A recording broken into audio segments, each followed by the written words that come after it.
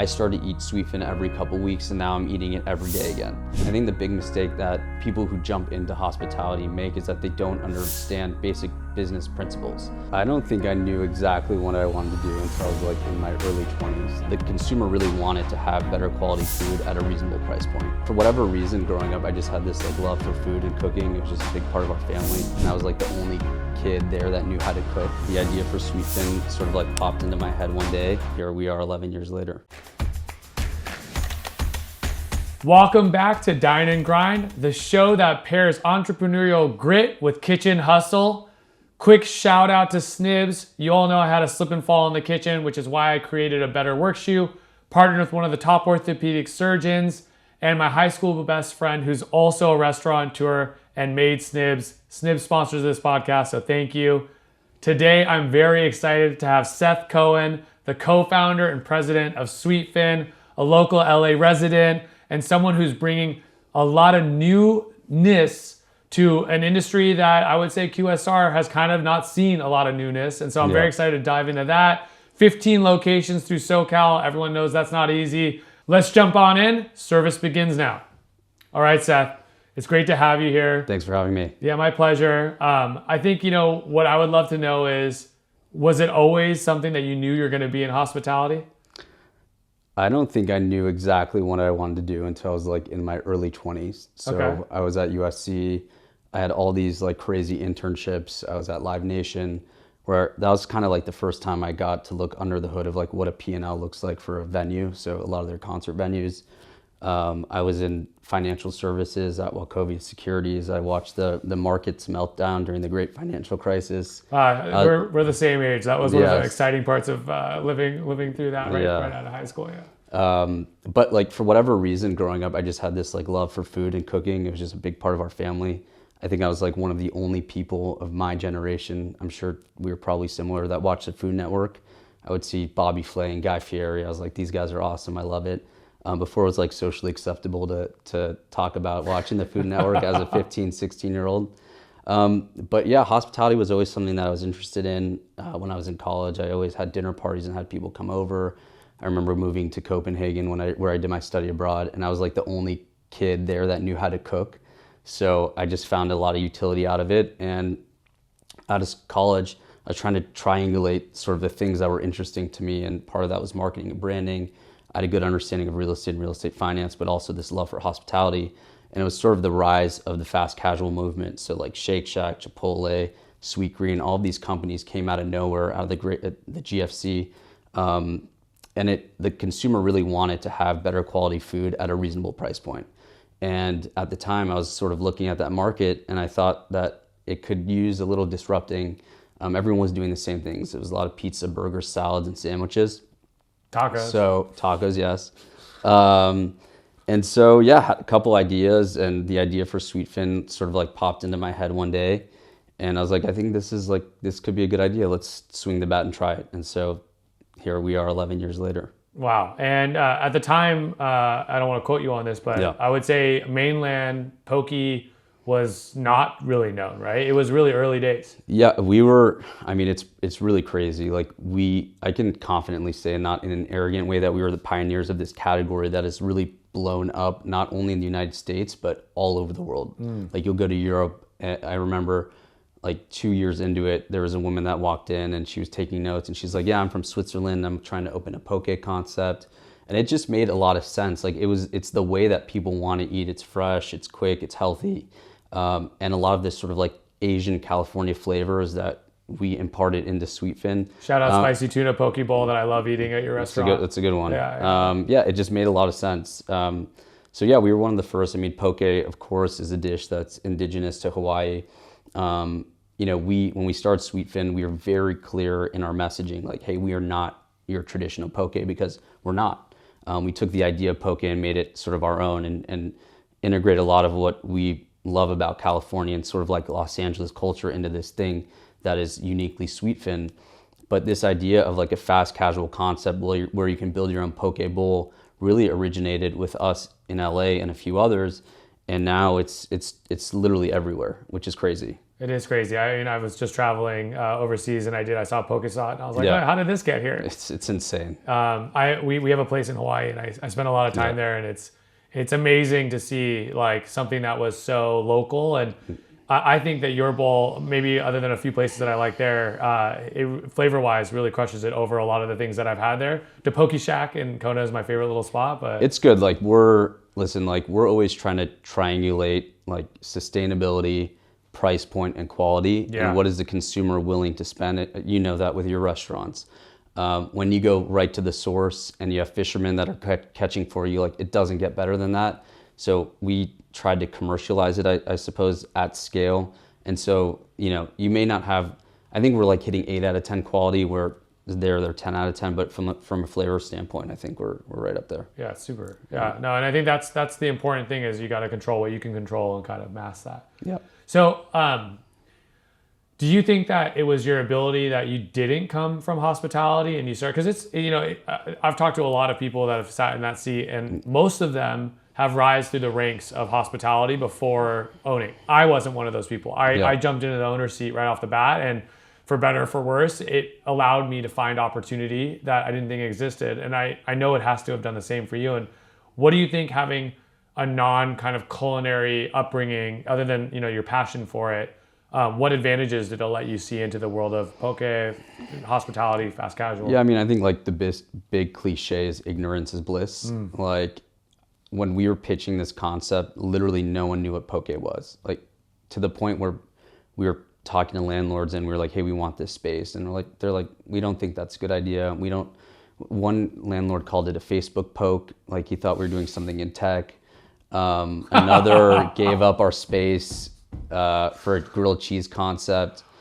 And there were so many people when I was sort of like pitching this idea telling me like, this is why it's not going to work. Like it's impossible.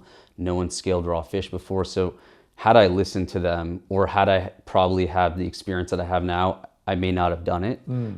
So I think that was super helpful, just like not really understanding, having experience in the hospitality space. But at the same time, I think the big mistake that people who jump into hospitality make is that they don't understand basic business principles.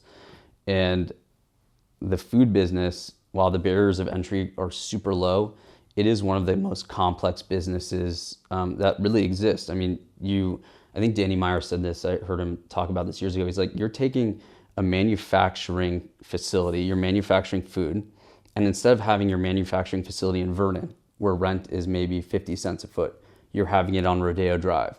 So just in itself, like the P&L is so challenging, your rent costs, your labor costs, your food costs, you have to understand manufacturing, sourcing, HR, marketing, finance, sales, and on and on and on. And so I think having like a solid educational background and then understanding what a P&L looked like and sort of really being able to dial in where our numbers should be and having, I would say like strong business principles and foundation around what we were doing made it a lot more helpful when we were getting the concept off the ground.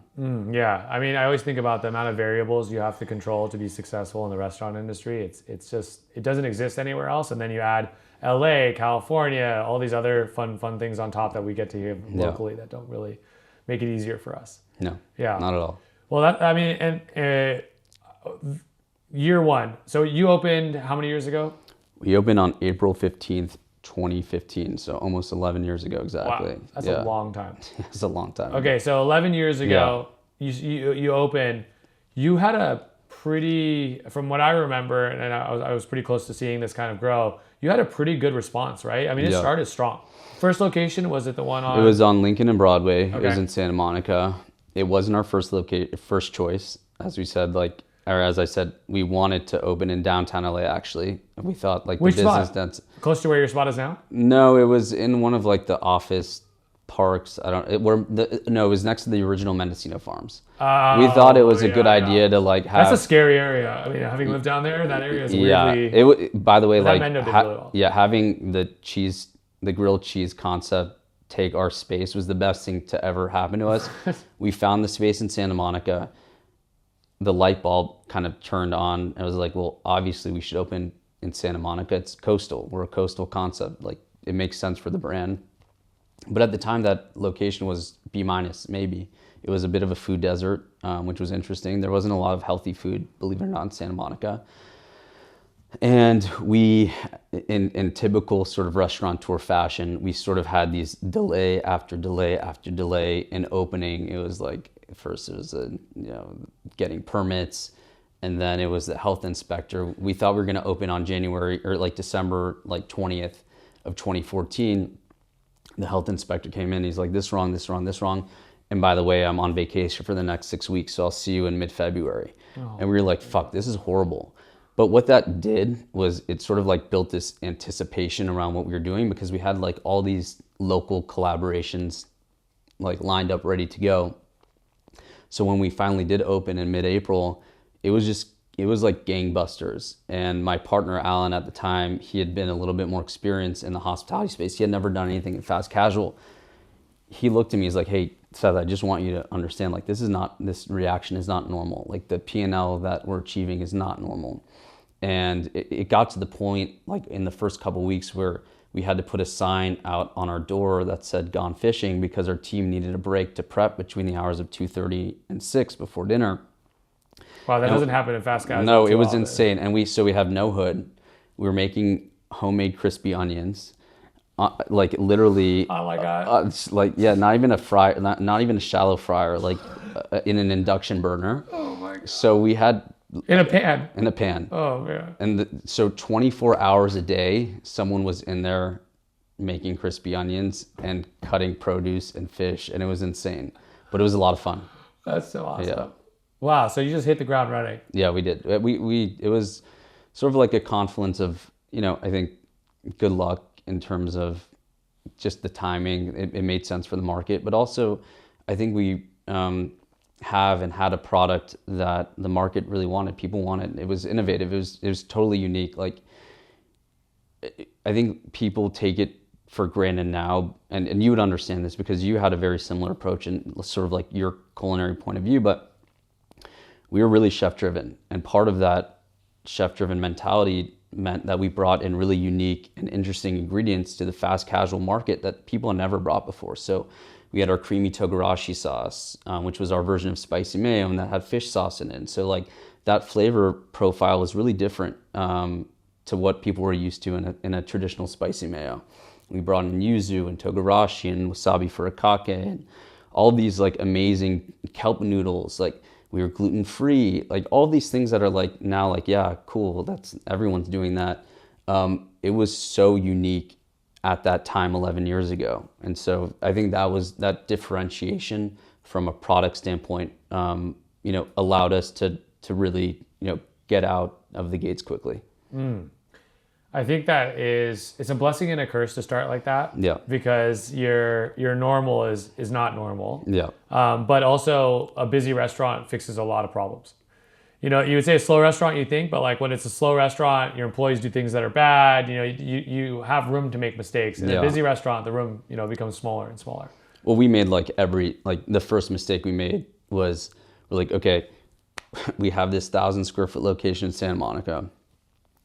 I think we're doing we were doing like $4,000 a foot, and wow, it was insane. And so Westfield hit us up and they're like, guys, we're building the Grove of the Valley. We're like, cool, that sounds amazing. We're gonna go out in Topanga, and we went there. I was like, this looks nice. It looks like the Grove, lifestyle center. And so we signed a lease for a 1,300 square foot spot. And like 2 weeks before executing the lease, they're like, hey, we have this little like closet next to you guys that we're having trouble leasing. Like, you guys probably need more space anyway. So like, well, let's just take it up to 1,900 square feet. We're like, yeah, 1,900 square feet, we'll probably do like 6 million. Like, this is all computing, making sense. We double the size of the restaurant, we double the revenue, obviously. That obviously didn't happen. But yeah, it's like, you live and you learn. But yeah, we made a lot of mistakes throughout the journey, and that was just thought of that one was funny. That one is funny. Yeah. We did it the opposite way. So my first restaurant was so successful that I was like, oh, we could do a tiny little spot.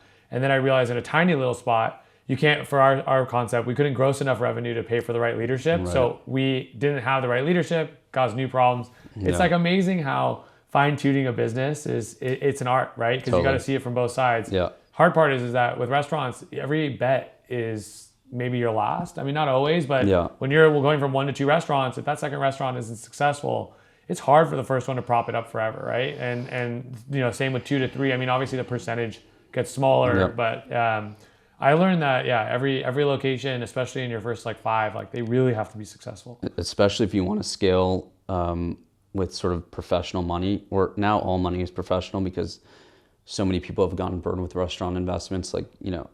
Everyone's going through your numbers like it's an audit, as they should. But the consistency across units in your first 5 are so important. You cannot afford to make a mistake. Yeah. Especially if you want to go out and raise sort of institutional capital from there. So I love the innovation, and I remember those flavors, and togarashi is my favorite thing in the world. These are things that they just weren't as common. Japanese food hadn't even had its boom yet in America. So you're early to these flavors, which I think is really commendable. Was this just strung out of your passion? I know you guys brought on a chef partner. Yeah. Did you trust them? How were you able to be so innovative at the time, not having a culinary background? So we brought on a chef named Dakota Weiss. She had just finished filming Top Chef, and she was the head of F&B at the W in Westwood, running a couple venues there. And we pitched her the concept, and she was like, I love it, let's do it. And so we started basically using the W as our tasting room. I don't think they know that. But we'd meet there every week and do poke tastings. They're probably like, what the hell are these guys doing? But we trusted Dakota. We trusted her flavor, sort of her understanding of flavor profiles. We told her that we wanted to be unique and differentiated. And I think, one of the things, one of the inspirations for Dakota in terms of building our menu, and every time I go to Korean barbecue now and I look at the banchan, I'm like, oh, okay, that makes sense. All of these sort of little side dishes was in Korean cuisine, and we sort of we trusted her to develop a menu that was unique and differentiated. We were very much involved in the creation in terms of fine tuning and giving our feedback, and Dakota was great in terms of listening and sort of absorbing what we wanted. I remember one day, I have the photo on my phone, we did a tasting of 15 different versions of our creamy togarashi sauce. But we wanted to nail it, because we knew we had one shot. And it was interesting, bringing her on as a chef, that was unique in fast casual too. No one was really doing that. So our first concept tagline is Sweetfin is a chef-driven California-inspired poke concept. And I didn't want to say we were a chef-driven concept if we weren't chef-driven. We needed to have a legitimate chef. Dakota had been nominated for a James Beard Award. She was legit and she was amazing. But I think when we stepped into the concept development, even before I knew that poke as a category would grow a crazy amount and we would be knocked off, I knew that we had to differentiate ourselves, not necessarily in poke, but with fast casual. And that was one of the ways that we did that. That was smart. And I was going to ask that next question because it must have, okay, so it's hard to make these claims because they're so crazy, but I believe I'm one of the people that pioneered the high-end taco, because every Yelp review I had in my first year was, these guys are charging $4 for a taco. They're insane. Yeah. $4 for a taco now, what are you talking about? 6-inch taco? Yeah. And we were doing duck confit, all these crazy things on our tacos. Yeah. And I was like, oh, this is something we're doing. And then all of a sudden I started to see every restaurant do high-end tacos. And I was like, at first I was like, well, we're building a category. This is great. And then I started to realize oh, there was no high-end taco places in Westwood where we opened our first location. And now there's 6 high-end taco places in Westwood. And it was frustrating. I mean, it was and you can't get mad at them because I understand that this is a free market and go do your thing. But at the same time, it kind of I don't know, it feels like it hurts a little bit. And there's no way it doesn't affect your numbers if someone can go and get something, even if it's not even remotely similar, right? Yeah. And so how did you deal with kind of seeing that? And, what was your response to having your innovation kind of popularized, everywhere? Yeah, it was really hard, because, not to take away from what you just said, like the barriers to open something similar to Sweetfin poke were even lower because you didn't need a hood. People like mom and pop franchisees of Subways were like, let's just turn this into a poke concept. Yeah, why don't we sell And $20 let's bowls? and yeah, like and let's that yeah, that's popular. We see it on the food in the food media. Oh, and now Cisco is making like 4 different poke sauces that you can just buy. So we can buy pre-cut fish, pre-made sauces, and we just make good rice. rice. And what happened was you had just a lot of really bad operators jumping into a category. And it's a category where I would say freshness and trust are paramount and so important. You're dealing with raw fish. You have one bad experience with raw fish, not eating again, like period. And so people fucked up the category like for a little bit. And it was really frustrating. It was hard. And I started to get like obsessed with it. I remember going on like the patent office or the trademark office website, California, and I would search poke like every day. It's like I'm like, these guys, what are we doing here? But like, we kept our head down. Like we tried to be the best. We tried to differentiate in terms of like the service, the quality of the experience. Like if you walked into a Sweetfin, it looked different than sort of like a mom and pop. The packaging looked different. The social media was a little bit more elevated. Like really try to create a tight brand. And we ultimately, I think 7 years ago, changed our name from Sweetfin Poke to Sweetfin, because we just like didn't necessarily want to be sort of categorized with everyone else, and then it would eventually, we knew that we'd have to evolve and expand sort of what we were doing, and it gave us some more opportunities to do that. But I don't have a good answer for you. Like it was hard, it was frustrating. It's still hard and frustrating. There's a concept out of Europe that has 175 poke locations that more or less just like ripped us off, and I look at them like, how? That's crazy.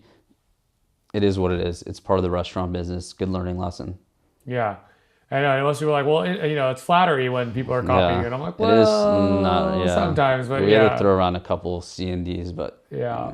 Yeah, but I would say to your point, you're one of the longest lasting ones, because Yeah. I think I would say 60-70% of the industry opened and closed in the last 10 years, right? At least. Yeah. So to still be there is a testament to what you're building, right? Yeah, not even in poke. I just think to like in just fast casual. in any restaurant, like to be multi-unit, to last over a decade. I think Especially in it's LA. something that we're proud of. Yeah. I would be, yeah, definitely. I mean, LA's had such a weird run at it for the last 5 years since COVID, basically. Yeah. Okay, so then let's talk about this, because that is a big deal. So you went from Sweetfin Poke to Sweetfin. Yeah. And innovation is a core competency. Chef-driven is a core competency. So you did something really cool just recently, right? Yeah. So you have your spot on West 3rd. You call it the Innovation Kitchen. Yeah. Okay. Tell me what you did and what was the thought process of it, and why was it important to you as the operator to make such a big change or splash, or bring some of that innovation back to what you're doing? Yeah, I mean, it like everything we're doing now like funnels right into our original mission of the company and sort of our core values. We spent the last, I'd say, year and a half thinking about. It was actually around our 10-year anniversary, and These fucking decades, they make a big difference. They do. You're like, shit, 10 years. 10 years. I know. Like, we what just are we gonna talked about do? that, What are we yeah. gonna do? And I took the framework of like, okay, if we started Sweetfin in 2025 instead of 2015, like what would that look like? What would we do different? And Great question. like we are still so bullish on our brand that we created. We're really bullish on selling this, I would call it like California brand and lifestyle as well. We feel like we can take what we've built and transport it all over the country if given the opportunity and when that happens. But the food market changed. Like things change over a decade, and you either evolve or you slowly die. And we felt like we needed to evolve, or we still need to evolve in order to really reassert our position in the fast casual market. As you said, LA in particular has changed a lot over the last 6 years, and the way people are interacting with food, ordering food, their expectations have changed. Like people want, back when we started Sweetfin, like it was very much normal to create a concept around a niche. Like you're really good at one thing and that's all you were really known for, and that worked. But now I think the consumer wants a lot more flexibility in the way they eat. They're like really focused on macros, or they're focused on this idea of food as fuel, which fits into our mission of fueling life through freshness. And we knew that we had to evolve. We couldn't just be the poke place, because ultimately there was way too many, I'd say like blockers for people to, groups of people to come to our concept. And so we needed to remove that veto vote and sort of evolve the concept in a way that made sense for our type of cuisine. We didn't want to bastardize our brand. We didn't want to sort of bring things to the menu that didn't make sense, but we needed to evolve. So going back to the chef-driven roots, we're like, okay, we need to bring on a chef that really understands Sweetfin, really understands our mission. And so we met Daniel Patterson, who is one of the most accomplished American chefs out there, multiple Michelin star chef out of San Francisco, James Beard award-winning chef, just an incredible culinary talent. And the way that Daniel lives his life is very similar to the way that, if Sweetfin was a human, is the way that we would sort of personify Sweetfin. It's just active and healthy, very vegetable forward, a lot of Asian ingredients. And so we understood what we wanted. So we partnered with him to create sort of this new side of the menu where we took our core competency of poke and shrunk it by about 40%. And we really focused on the ingredients that we're moving as much as possible, with the goal of making sure that everything that we were serving was intentional and we were moving product. And then we developed this new series of warm bowls and salads, which is not super innovative in itself, but I think the way that we did it and the through line of flavors really sort of leaning into the California Asian ingredients is unique and differentiated. So like the flavors of yuzu and chili and soy and miso are woven into all the new menu items that we have. And I think for someone who wants more flexibility in the way they eat, or wants to eat Sweetfin more frequently, the new menu is incredible. And I can't stop eating it. I can tell you that I started to eat Sweetfin every couple weeks, and now I'm eating it every day again. And so one day you can get a roasted miso salmon bowl, and then the next day you can get your spicy tuna bowl. And then if you want a chicken bowl with a homemade gochujang dressing, you can do that. Or our new crispy rice salad, or we have a miso Caesar.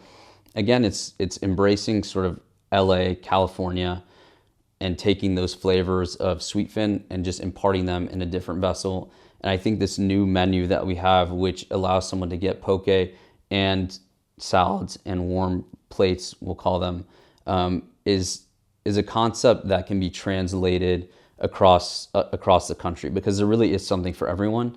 And these are the flavors that the modern consumer wants to eat. You look at Nobu, like they basically popularized these flavors, and that was the lens that we took when we were developing the new menu. Those are some of my favorite flavors. I love gochujang. I make my own gochujang. I like anything fermented. We should have brought you on. Yeah, I know. Yeah. There you go. No Daniel Patterson. Different kind of Daniel. It's okay. But that's pretty amazing. And so, How long ago did you launch it?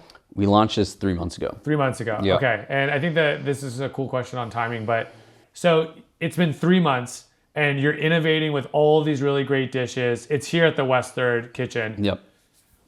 Walk me through this innovation, because it's super difficult to do all these new menu items, let alone to train everybody, make sure that Daniel feels represented, make sure Sweetfin is represented. Walk us through what it's like to actually take this innovation live.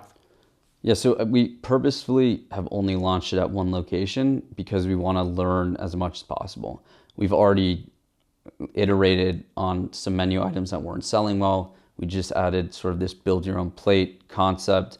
And so until we feel like the menu is perfect, not only from a taste standpoint and being able to sell it to the customer, but more importantly, operationally, we're not going to expand it. So we will get there eventually, but I think really making sure from an operations standpoint that you're executing at a high level because you have one chance with a customer.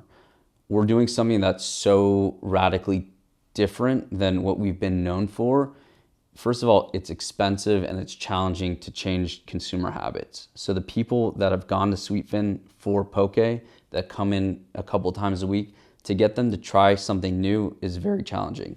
And then to try to acquire new customers who know Sweetfin as the place where you get poke, and to get them to, sort of take the leap of faith and try our new menu items is also challenging. So if you screw that up, that you got one chance. And so, let alone taking off their favorite item that only sold like 5 units a month. When you get the email, like, I can't believe you took this off the menu. One of our managers is like, hey boss, can we add this back? I'm like, no man, we can't. You gotta move on. There's one person that, But it's devastating for that person. They'll never, and it's hard to say no to that person. You love them, but at the same time, you can't run a business. But yeah, I mean, number one, we're incredibly involved. Like, I probably spent 10 to 12 hours a day at that store with Daniel, with our team for over the holidays, like over Christmas, over New Year's, into the launch. Like, I think as an operator, especially, we have 15 locations, but we're a small business. Like, we're not a Shake Shack. We're not publicly traded. There's not just layers of management. And so getting your hands dirty again and being in the restaurant, learning everything. Like, I've cooked the whole menu myself many times at my house just to understand, like, what is it going to take for our team members to learn it. And then taking sort of a menu that had some complexities originally from Daniel and working with him to really distill it to make it more simple and operationally sound. That was challenging. And we sort of, in the training process, Daniel, was very flexible in terms of, teaching people and allowing us to change sort of the way we were doing things with him originally. But yeah, it's, I don't know, just flexibility is and being hands-on is the most important part of that. How fun, man. I was just talking about this with someone else too, which is like, you, at these milestones, they make you really, like, they make you put perspective into place. Like, hey, I've been doing this for 10 years. That's a milestone. That's huge. But what's the next 10 years going to look like? What's the next 20 years going to look like? And I think that getting back in the kitchen, getting back into the innovation, it's what you have to do. Because it's you're, like you said this so well, but like, the food industry is this crazy animal where something could be there for 30 years, like Red Lobster. And I'm not saying Red Lobsters are good or bad, but it's been there for a really long time. And then I know they've had their financial issues, but the concept has lost, the joy that it once had. And then a new wave of food comes in and a new wave of food leaves. And I thought, like, those restaurant groups that they get past 10, they get past 20, they get past 30 years. It's not because of one thing that they did in the beginning. It's not the merit. It's their ability to jump back in and grind. And I think that's something really commendable. And be innovative, and like, don't be afraid to break something. I mean, that's the biggest thing. Like, I think you have to take risks. And so long as the risk is not going to, within reason, jeopardize the actual business being open or not open, I think, there's smart ways to test things, whether it's at one location or not. But you have to be willing to disrupt yourself, or someone else will disrupt you. There's too many smart operators and young people that were like me 11 years ago that just have an idea, that are going to put their head down and grind like crazy. And so that's a lot to compete with. Yeah. And I love the idea of you came into this with innovation, and you're making that a core function of who you are. And I just think back to, like, you asked yourself such a crazy question. And it's a question I actually think a lot about in business, which was, if I was to start over my exact company and I was to start it over in today versus, 15 years ago, what would I do? What would I do differently? What would I do the same? It's a question that all of us need to ask ourselves, because 9 times out of 10, it tells you what you need to be doing, and you just don't want to change because it's so painful to make those changes. It's a weird feeling, because it feels like you're starting over. Yeah. You're like, what just happened? Yeah. You know. Yeah. But it's good. But I mean, so some of those dishes, I'm definitely gonna get over there. It's pretty Yeah, I close mean, to like it. the quality, you know, again, I feel like the way that we led with innovation in 2015, we're leading with innovation now in 2026. And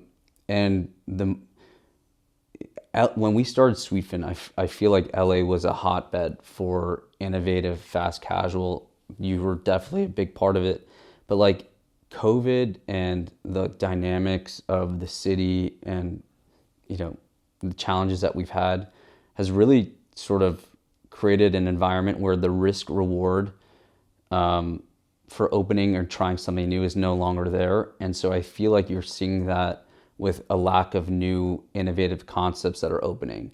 You definitely have some, but like this every like month it felt like something new and cool that you would go check out was happening and innovative. In LA, like people would come from all over the world. New Yorkers would come to LA, people from London and Paris. What's going on in LA? What can we bring to our city? That's not happening anymore. I just think, which is sad.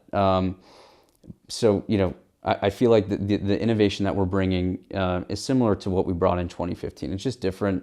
And, you know, to make everything in-house like we do, some of the culinary techniques, whether it's, you know, we do a 5-hour sous vide bath on the tri-tip that we're cooking in store. Like we're doing a lot of cool stuff. No quick service and restaurants doing in a that. fast casual. Yeah, it's sort of unheard of. And we're executing in a consistent way. So it's great. That's the dream. And I'm thinking to your comment, as you said it out loud, I was thinking like, what is innovation? Because there is actually still innovation that's happening in LA, well, in my opinion, but it's happening in niches of food that we haven't seen become popularized. We were talking about like Caribbean food as having its moment. There's all these kind of concepts, but that's because they haven't had their moment. Persian food had it like 3 years ago. I mean, I grew up Persian, obviously I had Persian food for a while, but all of a sudden the world found out about it like 5 years ago, and then it had its moment. And so I think it's hard because I think globalization, the internet, it kind of put everything out there. And now it's like, where is that innovation? And I think to your point, it could be like, you know, if you have to go spend $300 to go eat at Daniel Patterson's restaurant or to go eat at the, you know, $1,500 at Somni right here down the street, but you can have some of those cooking techniques or some of those flavors at $20 or $15. Well, that is innovation in itself because you have to hire that person. You have to use cooking techniques that they use there. And I think that's actually how we started ours, was we were using techniques that were way above us. We were using ingredients that you wouldn't find in kind of like, you know, QSR or fast food or whatever. And that's where innovation started. 100%. But man, there's so many ways to innovate. I don't know. Actually, now the more I talk about it, there's a lot. You're doing it. It's hard. Yep. All the best things are. It's easy, you know, nothing's easy first of all, but like it's easier to innovate and to create a brand when you have one store. The owners they're the face of it. Their heart and soul. They build relationships in the community, but try scaling that to 3 and 4 and 5, and now you have one that's 150 miles away.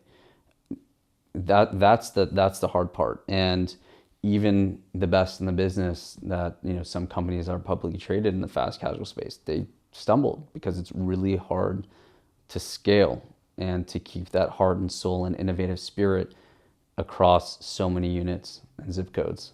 Is there a trick for those people who have those larger units that you feel like is something, you're a great operator, you guys are really consistent in all your stores, like is there something that you're like, hey, this is part of our secret sauce, is that we're really good at, you know, I mean obviously training has to be one of them, but like we're really good at this kind of training, or we're really good at this, like what is something that you're, as an operator, you're like, we have this dialed in really, really smooth? I think the thing that we've done really well, and this is more probably related to like our managerial style and something we call our sweet fam, which is a little bit cheesy, but you know, it just is what it is. As owners, we've always had an open door policy. I don't care if you're the dishwasher, cashier, you can have my cell phone number, email. If there's an issue, reach out. Or if you want to talk. We try to support our people.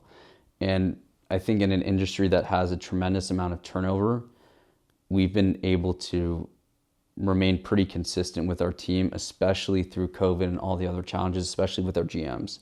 And our GMs, like they run the show, and that is not unique to Sweetfin. That's that's every restaurant. Like a good GM equals a good restaurant typically.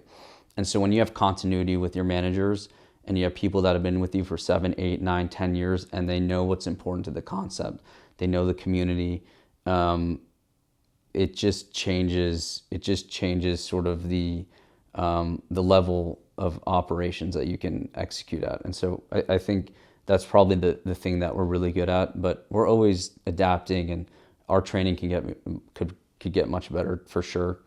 But also like are willing just to be like flexible and try new things, and taking risks is definitely that's something that's helpful. Love it.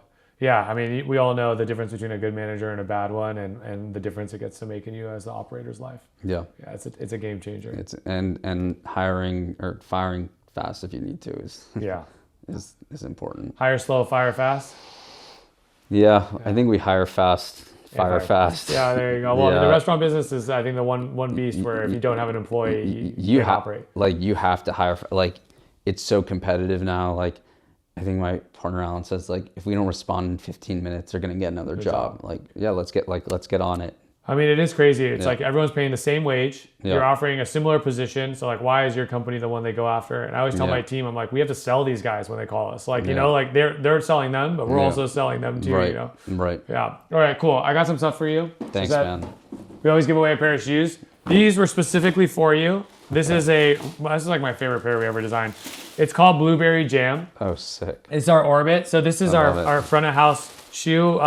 It's got slip resistant pads, but it's not fully slip resistant. So it's super lightweight and it's breathable. So when you are back of house, water will get in it and stuff. Yeah. So it's more meant for like the days where you have to go slightly in the back of house, but not your full days back of house. Got it. And then it's meant to be machine washed like 1,000 times. These are amazing. So this is, I hope, one of your things you get to wear. I'm excited to wear these. Yeah, my pleasure. And then we have some rapid fire questions that I love to have every guest. Okay. If you had to really summarize your 3 key ingredients for success, what would be the recipe? Resilience as an entrepreneur, flexibility, and grit. Wow, yeah. And I think those 3 are deeply important. Yeah, I love it. Okay. All right. Would you rather have a chef's tasting menu or a la carte? Chef's tasting menu. Chef's tasting menu, okay. Yeah. Full-size patty or smash burger? I'm going to have to go full size. Wow. I know. Okay. R.I.P. horses. That was the goat burger of Can't LA. That was a great one. I mean, when it's executed properly, I think it's unbeatable. I think, you know, in an average setting, the smash burger probably wins, but I'm gonna be contrarian here and go full. I like it. Yeah. All right, for pizza, would you rather go New York slice or Neapolitan? I'll go New York slice. Okay, well, favorite spot? I mean, Apollonia's has really good pizza. Apollonia's is really good. The deep dish or the... And so does... Sonny's? Well, no. Sonny's is great too. Sonny's is really good. Yeah, I'm just like, you know, don't kill me, Mom, but a little pepperoni and some hot honey. Dude, our pizza scene is really, really special. I was reading a whole article why we have such a great pizza scene. But even like, you know, I'm friendly with Daniele from Pizzana. Like his pizza's incredible. I mean, we're blessed. Yeah, we're really blessed. The pizza gods have blessed Los Angeles. They said it's because we don't have traditional roots, which is where innovation happens. And we had the whole bread scene from NorCal come down here. Yeah. And so that's why everyone's doing like sourdough or this or that. I mean, dude, Pizzeria Say. That place is awesome. I'll live at Pizzeria Say, yeah. And it's a city that's known for not eating carbs, but that's bullshit. Yeah, people eat what they want. Yeah. Okay. And then would you rather have an extra savory plate or dessert? Savory. Yeah, okay. And then craft cocktail or aged wine? I like Negronis and I like Pinot Noir. So you're going to do both? Yeah, I'm going to do. In fact, that's what I did last night. Yeah, a little bit of both? Yeah, a little bit. Which one are you starting with, the Negroni? And starting with the Negroni, yeah. Fair enough. Yeah. Okay, good. Well, I just want to say thank you again, Seth. It was really great to have you on the podcast. Thank you for Snibs for sponsoring the podcast. Make sure to subscribe, like, and, you know, I learned a lot today, but I would say the thing that I'm really just dialing in on is innovation. And I've been an operator and an entrepreneur for like 20 years now, and I'm still looking at that as the key driver. And I think it's the thing we lose when we get stuck into like the mud and we're working so hard, but it's our job to stay as the king of innovation of our organizations. And so thank you for that inspiring moment, and thanks for those thoughts.